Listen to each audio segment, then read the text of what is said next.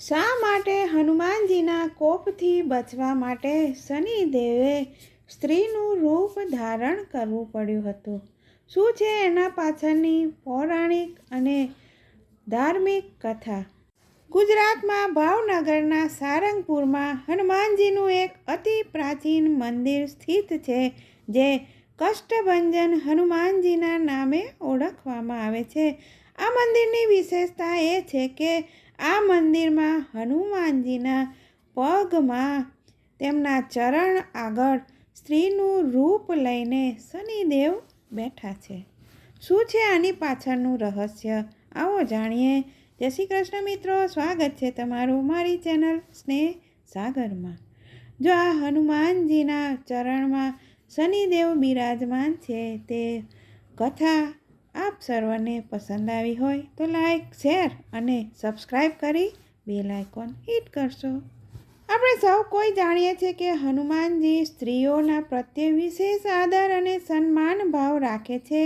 એવામાં તેમના ચરણમાં કોઈ સ્ત્રીનું હોવું એક આશ્ચર્યની વાત છે. પરંતુ આનો સંબંધ એક પૌરાણિક કથા સાથે છે, જે બતાવવામાં આવે છે કે આખરે શનિદેવને સ્ત્રીનું રૂપ ધારણ કરીને હનુમાનજીના ચરણોમાં શા માટે આવવું પડ્યું હતું.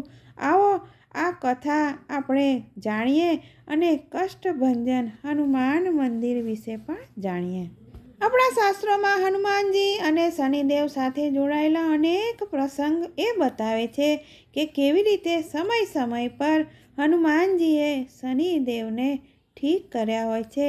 આવામાં એક પ્રસંગ એવો છે કે પ્રાચીન માન્યતાઓ અનુસાર એકવાર શનિદેવના પ્રકોપ ખૂબ જ વધી ગયો હતો અને શનિદેવના કોપથી આમ જનતા શનિદેવથી ખૂબ જ ડરી ગયા હતા અને તેમનો પ્રકોપ પણ વધી ગયો હતો અને શનિદેવના આ પ્રકોપથી આમ જનતા ભયંકર કષ્ટોનો સામનો કરી રહી હતી.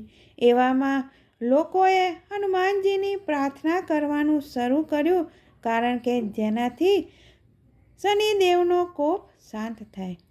બજરંગબલી પોતાના ભક્તોના કષ્ટ દૂર કરવા માટે સદૈવ તત્પર રહે છે અને આ સમયે શ્રદ્ધાળુઓની પ્રાર્થના સાંભળીને તેઓ શનિદેવ પર ક્રોધિત થઈ જાય છે.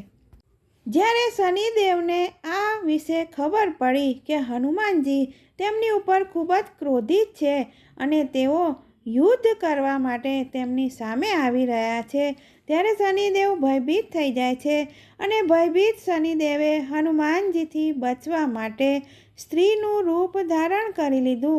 શનિદેવ જાણતા હતા કે હનુમાનજી બાલ બ્રહ્મચારી છે અને તેઓ સ્ત્રીઓ ઉપર ક્યારેય હાથ નથી ઉઠાવતા. હનુમાનજી શનિદેવની સામે પહોંચી ગયા.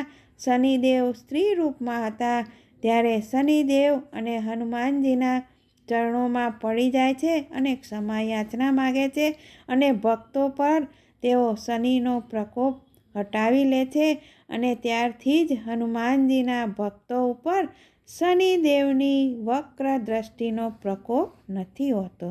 શનિ દોષથી મુક્તિ મેળવવા હેતુ કષ્ટભંજન હનુમાનજીના દર્શન કરવા મોટી સંખ્યામાં શ્રદ્ધાળુઓ અહીં આવે છે.